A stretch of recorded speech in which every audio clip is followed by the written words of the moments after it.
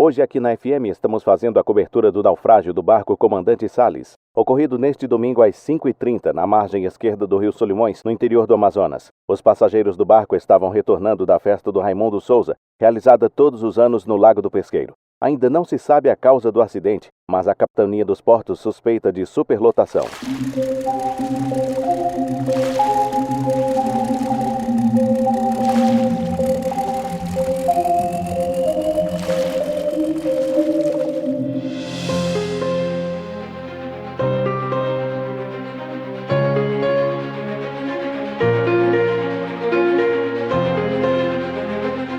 Eu sou filho do dono do barco que ajudou a resgatar o resgate do barco Comandante Salles. Eu e meu pai olhando para frente, o barco tinha acabado de ultrapassar a gente. Eles não arregavam não, tipo, eles não tinham pena de diesel, né? Eles estavam voltando da festa, eles vinham muito embalados. A gente viu que não era o normal, né? Eu estava olhando para o barco na hora, meu pai também estava olhando, foi na hora que é como se desse uma pernada no barco mesmo. Ele está andando aqui, alguém mete a perna assim na proa, assim, e o bicho vira. Eu sei que ele ia... Aconteceu aquele negócio que levou a proa dele para baixo, né? A força do estouro, e ele tombou. Tombou e já foi ficando de cabeça para baixo mesmo, a palheta aparecendo, o casco todo. Foi na hora que meu pai gritou. Foi muito rápido, eu peguei, enfiei minha mão assim, entre a lona e a varanda, que eu estava encostado na varanda assim. A lona estava atrás das minhas costas e eu encostado na varanda. Eu só fiz assim, ó, puxei a lona e segurei na varanda. Quando eu segurei na varanda, a pressão da água e do ar, ela me jogou, me cuspiu praticamente para fora do barco. Eu fui a primeira pessoa que boiou. Quando eu fiquei assim submerso, eu olhei assim para o rio, não tinha ninguém, não tinha barco, não tinha pessoas, era só eu ali mesmo. Eu senti até mão escorregando na minha perna, acho que tentando subir. Foi um desespero naquele dia. Mas eu consegui me manter bastante calmo com a situação. Eu consegui até ver assim um cabelo boiando, eu até puxei, era uma menina, assim, né, querendo puxar fôlego.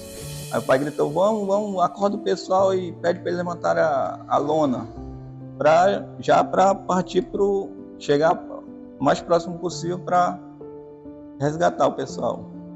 Aí eu sei que eu saí da proa, né, e saí batendo nos punhos da rede, alarmando e levantando já a lona. Na hora o pessoal tirou todos os coletes e jogaram na água para ajudar.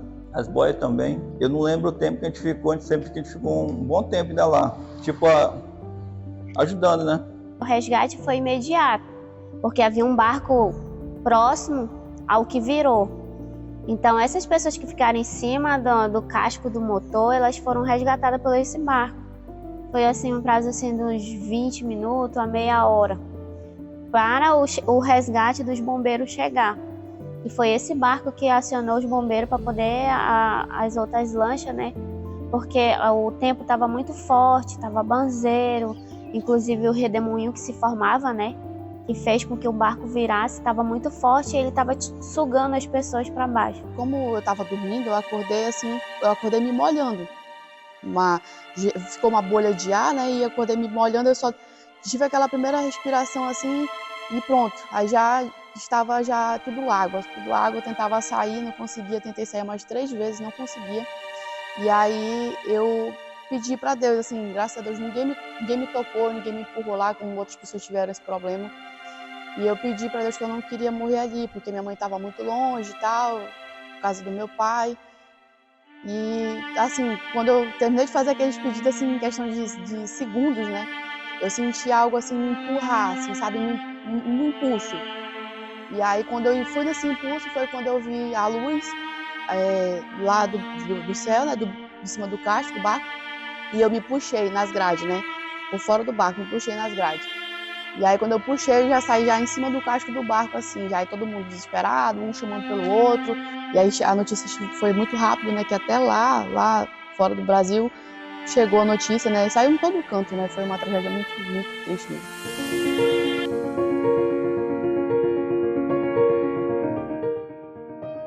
O barco afundou domingo no Rio Solimões, região de Manacapuru, a 80 quilômetros de Manaus. Sobreviventes contam que o barco começou a afundar depois de cair no redemoinho. A embarcação não tinha autorização para navegar, nem sequer lista de passageiros. Do Brasil, mais 11 corpos de vítimas do naufrágio no Rio Solimões foram resgatados hoje. Ao todo, já são 45.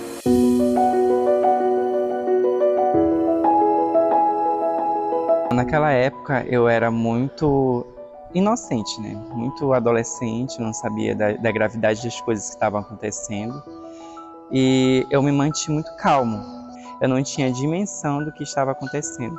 Mas quando eu ouvi um amigo de uma irmã minha, de uma tia-irmã, gritar o nome dela, aí eu entrei em desespero, porque ali não tinha acontecido nada comigo, não tinha acontecido nada com quem eu conhecia, então a partir do momento que eu soube que a minha irmã estava lá no barco, eu não sabia que ela estava no barco, como eu tinha dito. As pessoas entravam na embarcação, como eu já estava no barco, eu já estava lá em cima, eu não sabia quem estava aí embaixo, né? E quando eu descobri que ela estava e que ela estava desaparecida, que ninguém encontrava ela, eu entrei em desespero. Quando eu adentrei ao barco de resgate, a primeira coisa que eu fiz foi procurar um telefone para eu ligar para minha família. Porque eu queria avisar, eu queria que a minha família estivesse lá. No dia 4, já mais ou menos 5 horas e 15 minutos mais ou menos, tocou o telefone. O telefone era um telefone fixo, né, residencial. E tocou e a minha irmã acordou e atendeu. E era o Ismael, né, ligando, e pediu para ela para me chamar.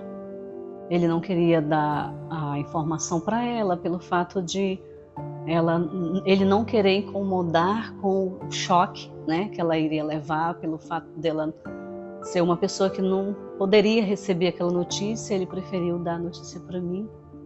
E quando eu atendi o telefone, ele só fazia chorar, gritar, né, com muito desespero: mana, mana, mana, eu tô no meio do rio, aconteceu um naufrágio. Eu vi uma movimentação muito grande na cidade, mas eu não entendia. E retornei para casa, que eu estava com hóspede, e fui preparar o café. E em seguida, meu esposo ligou perguntando se meu filho tinha chegado em casa. E eu respondi que não. E ele disse, porque houve um naufrágio no barco, vindo lá da festa do Raimundo Souza, e está chegando muita gente aqui no hospital, que foram socorridos. É por isso que eu estou te perguntando. E aí eu disse assim, eu parei e senti que o meu filho tinha sido ceifado, porque não era o momento dele não ter chegado em casa. Porque quando ele saía, ele chegava bem cedinho. Quando nós chegamos no porto, eu acho que nós fomos um dos primeiros. Quando a gente chegou, que eu olhei, claro, ao sair de casa o tempo já estava meio nublado, e quando eu olhei para o rio, aquela coisa, o banzeiro, né, e meu cunhado desceu e chegou até lá, no flutuante, tinha um rapaz numa lanchinha e perguntou do rapaz se ele já sabia. A gente perguntou, o rapaz disse que não estava sabendo de nada.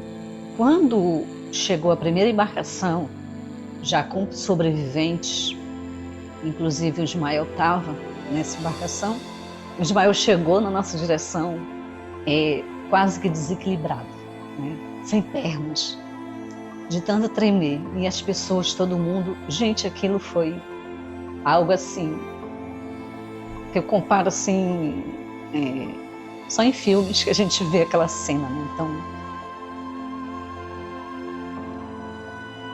tão difícil de relembrar. A navegação noturna, para quem depende da visibilidade, é muito difícil. Às vezes você não tem E muitas das pessoas aqui navegam apenas com experiência, mas barcos de passeio, iates, lanchas, apesar de todos os equipamentos, às vezes são conduzidas por pessoas que não têm experiência, não têm habilitação, às vezes têm habilitação, mas não têm experiência. Então é um rio sempre muito perigoso, bancos de areia, né? Então, principalmente nesse período da seca, onde o rio está mais baixo, é muito perigoso.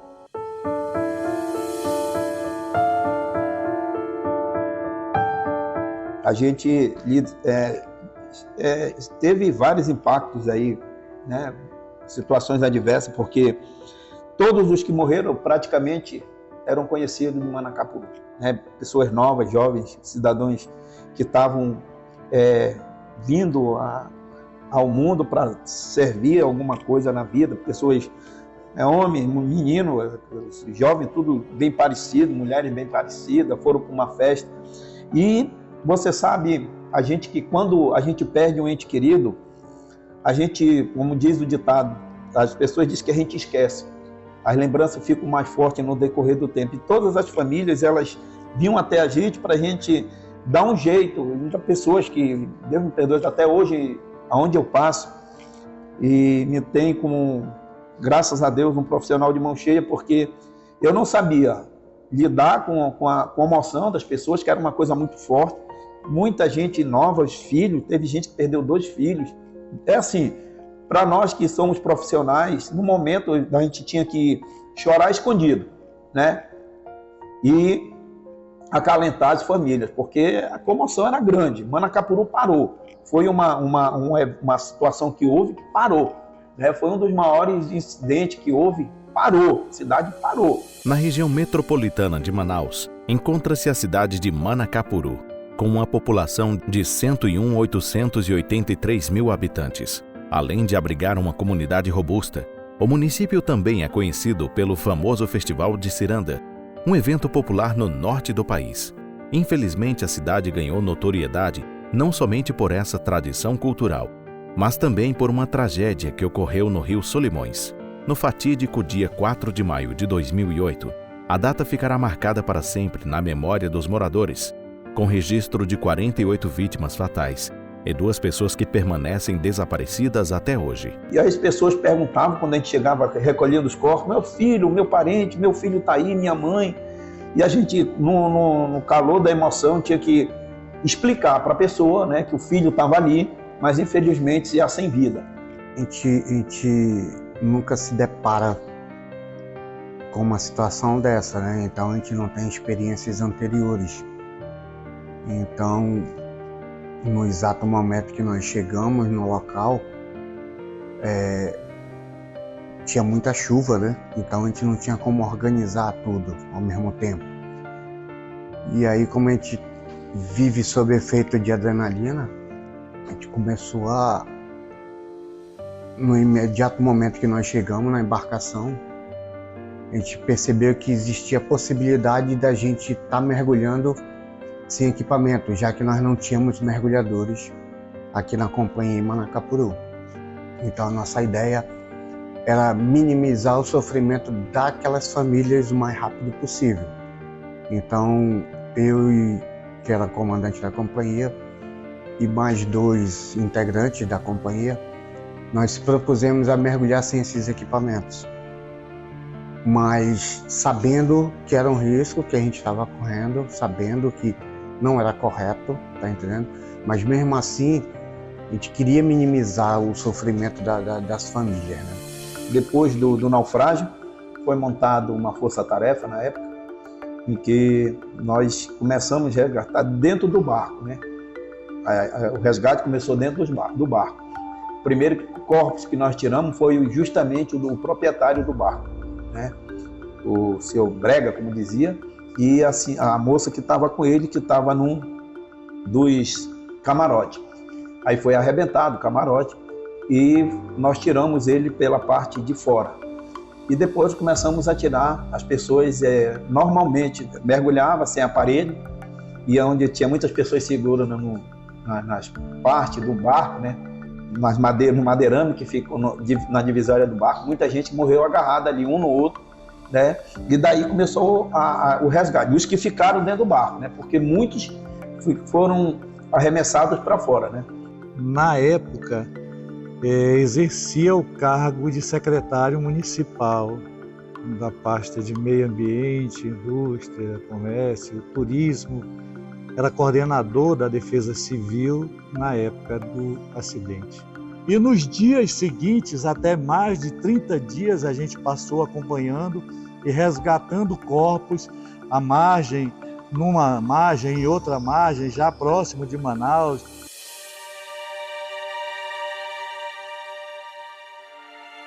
Poderia sim ter evitado. Poderia ter evitado dizer que todo mundo foi, umas pessoas estavam bebidas e tal, foram porque quiseram. Mas assim, não é porque quiseram, porque estava grátis e todo mundo disse, tá grátis, né, então vamos lá. Achando que aquilo ali suportaria, né, que o barco suportaria. Mas eu acho assim, que se o comandante soubesse da situação do barco, ele realmente poderia ter evitado, ele conseguiria assim. Voltaria para a beira e dizer que não ia sair, pronto. Ou então mandar as pessoas sair, o barco era dele, né. Foi que eu ouvi falar foi somente isso, que o barco deu essa virada, e essa balançada, e aí foi quando pediram para as pessoas saírem, todo mundo gritando assim, né, bora sair, mas nada de tripulação não, assim, nada de ninguém para falar que era responsável pelo barco, não. E no ocorrido, né, quando aconteceu o acidente, nem o comandante se salvou, né, porque pelo que a gente viu, eu acho que ele estava dormindo. Nós tínhamos informações posteriores ao acidente de que aquela embarcação era uma embarcação de um piso, de um andar, de um toldo, como a gente chama, e que foi transformada inadequadamente. Ela não tinha largura, não tinha calado suficiente. Pelo histórico que nós temos da navegação, principalmente aqui na nossa região, no nosso estado, que é o principal meio de transporte, eu não tenho exatamente os números, mas quase que mais da metade das nossas embarcações, elas não têm licença da Marinha, licença de navegação, não cumprem todas as regras e normas. Eu creio que pela extensão dos nossos rios, as de pequeno e médio porte, a grande maioria, não tem licença, não tem os equipamentos devidos, não tem um trabalho de fiscalização. Nós temos 61 municípios no nosso estado do Amazonas e eu não tenho informação de quantos tem posto da Marinha, posto de fiscalização efetivo da Marinha. Na época eu fui bastante afetada, né, tanto fisicamente como psicologicamente. Eu perdi 30% da minha audição do lado direito, tive rachaduras na minha face, né? E psicologicamente eu fui muito abalada. Muitas pessoas conhecidas, meus vizinhos, meus amigos de escola, amigos de ciranda, que a gente dançava ciranda, né? Minha prima. Então eu tratava ela não como prima, mas como irmã. Então assim, foi uma perca muito grande assim que eu sinto até hoje. Eu perdi uma pessoa maravilhosa na minha vida.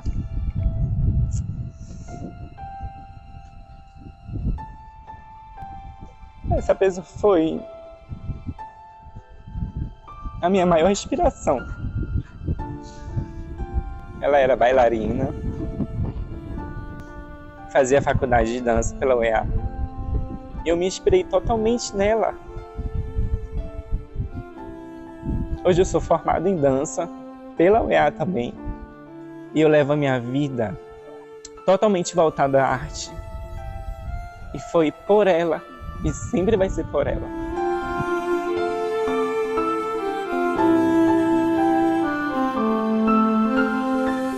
E a nossa família é muito grande, eu queria ter um filho médico para cuidar e era como eu falei. Meu filho queria ser médico para ajudar as pessoas do interior. E eu guardo esse jaleco como um sonho que foi interrompido e não volta mais.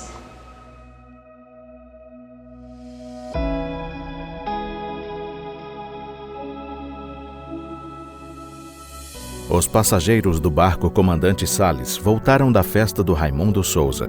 no domingo, 4 de maio de 2008, por volta das 5h15, quando foram surpreendidos por uma forte turbulência que levou ao naufrágio da embarcação. Os passageiros, em sua maioria jovens, voltavam de uma festa anual organizada por uma família tradicional da região. O evento ocorreu na comunidade Nossa Senhora de Fátima, na Costa do Pesqueiro, pertencente ao município de Manacapuru, no estado do Amazonas.